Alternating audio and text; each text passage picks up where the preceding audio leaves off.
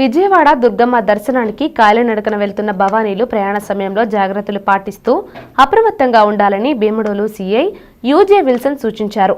ఆదివారం రాత్రి భీమడోలు మండలం సూరప్పగూడెం వద్ద జాతీయ రహదారిపై కాలినడకన విజయవాడ వెళ్తున్న భవానీ భక్తులకు Bhimadolu CI U J Wilson, SI Sudhakar సిబ్బంది రేడియం స్టిక్కర్లను అతికించారు.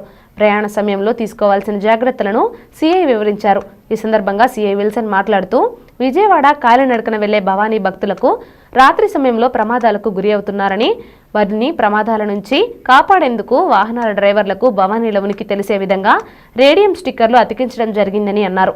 ఏలూరు జిల్లా ఎస్పీ శివకిషోర్ ప్రత్యేక శ్రద్ధతో కాలినడకన భవానీ భక్తులకు జరుగుతున్న రోడ్డు ప్రమాదాలను అరికట్టేందుకు జిల్లాలో కార్యక్రమం చేపట్టినట్లు సీఐ వెల్లడించారు. ఈ కార్యక్రమంలో SI Y Sudhakar, Bhimadolu police సిబ్బంది పాల్గొన్నారు.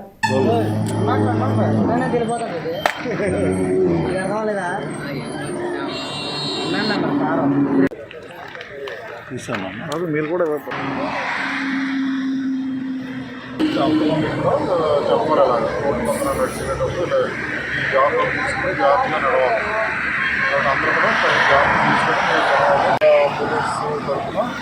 ఎస్పీ గారి తరఫున అందరికీ తెలియజేస్తున్నాను విషయాన్ని.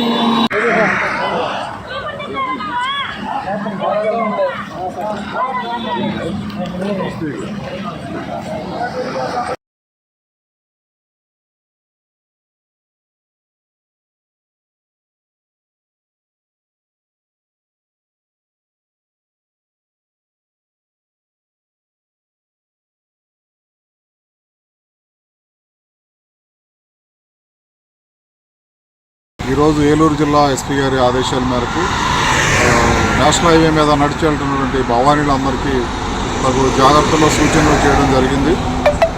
అందులో భాగంగా భీమడోలు పోలీస్ స్టేషన్ పరిధిలో ఉన్న హైవే మీద వెళ్తున్నటువంటి భక్తుల్ని కొంతమందిని ఆపి వారిని ఏ విధమైనటువంటి జాగ్రత్తలు తీసుకోవాలనేటువంటి వాళ్ళని హెచ్చరించి నిర్ణీత సమయం దాటిన తర్వాత వాళ్ళందరినీ వాళ్ళ యొక్క అకామిడేషన్లో రెస్ట్ తీసుకుని మళ్ళీ ఎర్లీ మార్నింగ్ నడవాల్సిందిగా సూచించడం జరిగింది.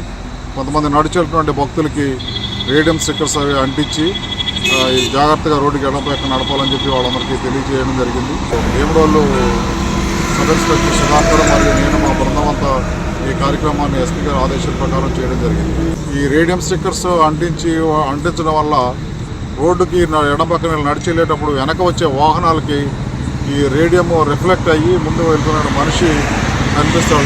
లేని పక్షంలో ఈ రిఫ్లెక్టర్స్ వల్ల ఏమవుతుందంటే దగ్గరకు వచ్చే వరకు మనిషి నడుస్తున్నాడనే విషయం వాళ్ళకి వెహికల్స్ తెలియక వెహికల్లో ఉండే నడిపే డ్రైవర్లకి అర్థం కాక చాలా ప్రమాదాలకి గురవుతున్నాయి. ఈ ప్రమాదాలని నివారించడం కోసమే ఈ రేడియం స్టిక్కర్స్ ఈ ప్రోగ్రామ్ అంతా ఎస్పీ గారు ఆర్గనైజ్ చేయడం జరిగింది.